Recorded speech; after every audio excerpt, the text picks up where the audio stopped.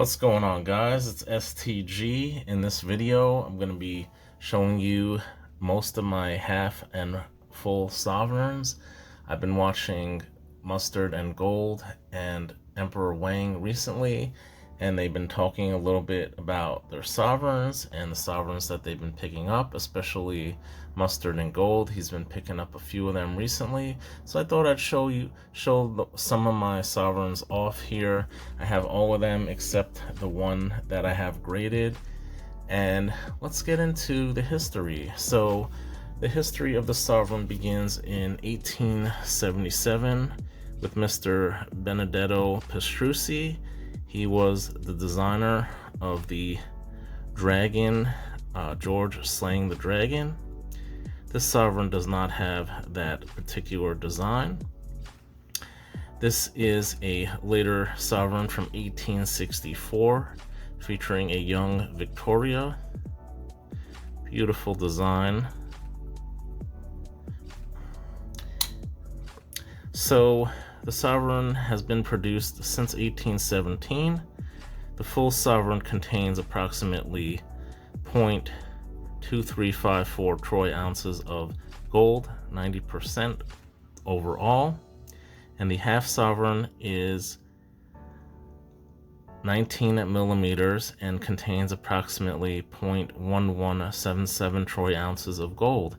Now here we have an older portrait of Queen Victoria, who I believe was on the sovereign up until 1901. So this is an 1896 Melbourne. So that brings me to another point, guys. The sovereign was basically, there were multiple mints. Initially, it was in the UK, and then as the UK expanded its empire across the world, they eventually opened mints in Sydney, Melbourne, and Perth, Australia, as well as Ottawa in Canada, as well as in Bombay in India, as well as in South Africa. So that's basically the extent of the mints that produced the sovereign. The sovereigns were produced at different times. For instance, in 1901, as I mentioned, I believe Queen Victoria had passed away, so she was no longer on the sovereign or half sovereign after 1901. And here we have a last year of Queen Victoria, and by 1902 it was changed to King Edward VII.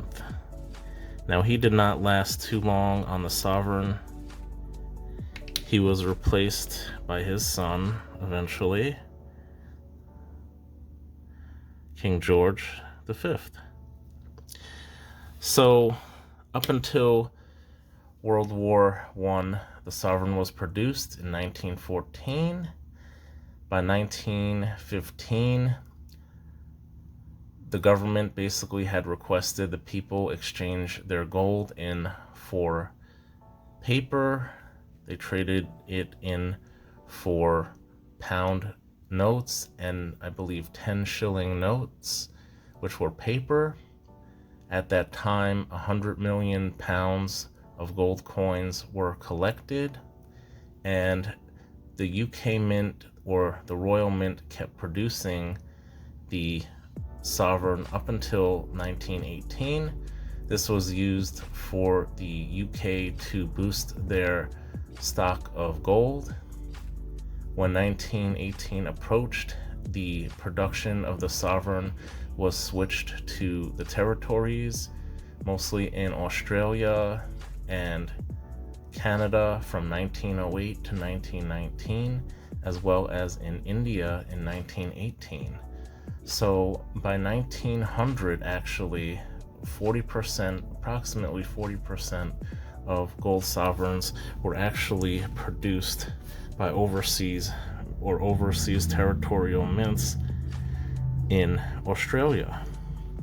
So as I mentioned, in Australia you had the Perth Mint, you had the Sydney mint, and you had the Melbourne mint.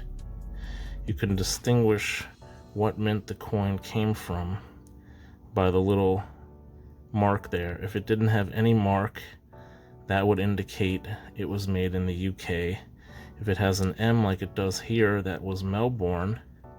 P for Perth, S for Sydney, I for India, O for Ottawa, and SA for South Africa.